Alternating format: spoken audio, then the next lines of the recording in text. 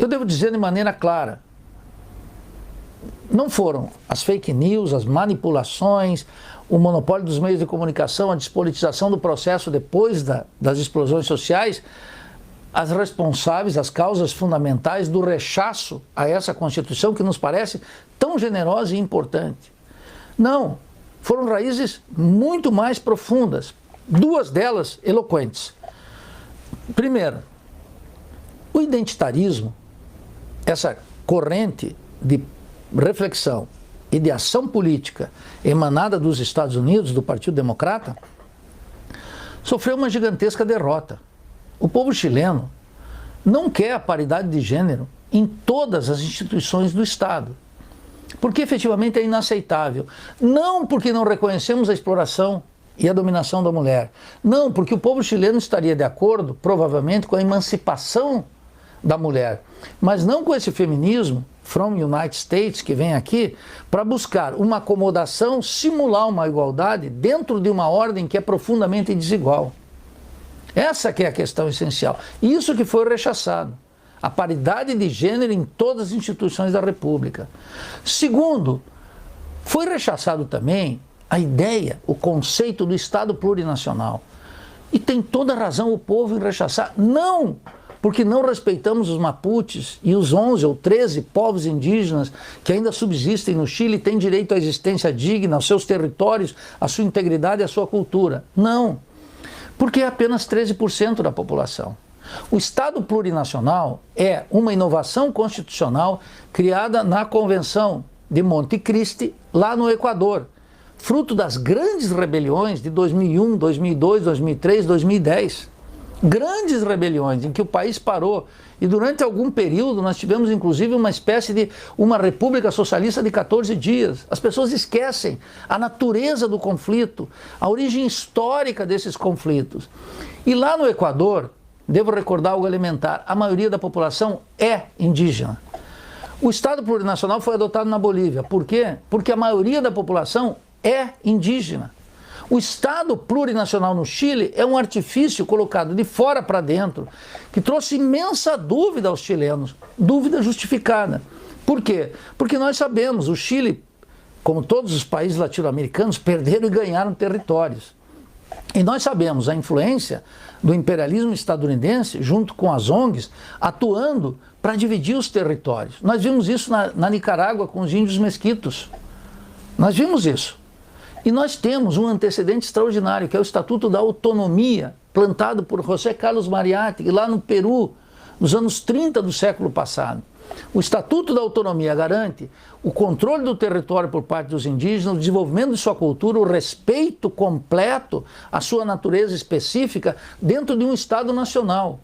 O Estado plurinacional tem que nascer de circunstâncias concretas, das entranhas do país, não colocado de fora para dentro, de cima para baixo, sem arraigo da maioria da população.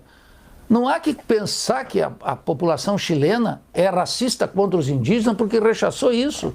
Isso é uma grotesca alteração do que está em jogo lá.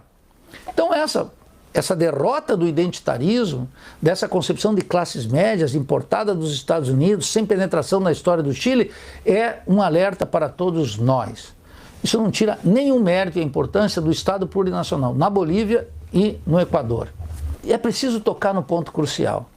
Explosões sociais, rebeliões populares ocorrem todos os anos nos países latino-americanos. Essas explosões e essas rebeliões, legítimas em si mesmas, elas expressam as condições de vida e trabalho terríveis dessa formação social diabólica que é o subdesenvolvimento dos países latino-americanos. Essa monstruosidade que é o subdesenvolvimento.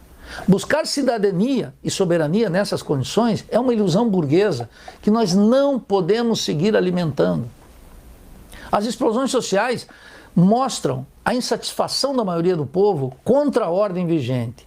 Mas como eu dizia em depoimentos anteriores que você pode checar aqui no IELA, contestar uma ordem é algo muito diferente de produzir uma nova ordem social, de criar uma nova ordem social. E por que essa transição é tão lenta, tão difícil? Porque no Chile todo o processo da Convenção Constitucional está atravessado por dois desgastes. De um lado, os partidos políticos estão em completo descrédito no Chile. De outro, aqueles candidatos avulsos, independentes, que lograram uma grande representação, eram oriundos dos velhos partidos que saíram para se desfazer do antigo desgaste, mas carregavam as velhas ilusões, as concepções antigas, desbotadas. Essas ilusões nos deixam claro uma exigência na América Latina. Se as explosões sociais são legítimas por um lado e continuarão ocorrendo, faltam dois ingredientes: partidos políticos com credibilidade, capazes de totalizar o protesto social, que os movimentos sociais por si só são incapazes de fazê-lo. E de outro lado, construir vanguardas revolucionárias, que coloquem no horizonte da política não a administração democrática da ordem burguesa, mas a superação da ordem burguesa no horizonte do socialismo e da revolução social. Por isso que ele já anunciou, meus estimados, um governo de unidade nacional. Sabe o que significa isso? Traição completa aos interesses populares, a rebeldia dos movimentos sociais, dos sindicatos, dos trabalhadores, que continuarão afundados na miséria e na exploração, enquanto a burguesia, a classe dominante, a embaixada de Washington recauchutam o sistema político, dando uma impressão de uma nova ordem constitucional.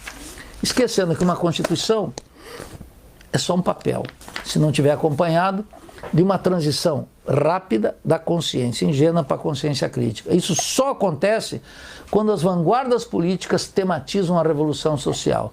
Sem elas, nós vamos ficar 100 anos na solidão, assistindo protestos, observando a morte, a violência, a corrupção, em favor de um sistema que atende aos interesses das classes dominantes e afunda o nosso povo na miséria, na exploração e na ignorância. Mas a história continua aberta a novos combates. O que nós precisamos aqui é abandonar definitivamente a consciência ingênua e tematizar, nas condições sempre difíceis e aparentemente adversas, a revolução social. O povo do Chile vai continuar lutando. Os partidos políticos da ordem, os governos, esses, como o de Boric, não serão mais do que cicatrizes na história.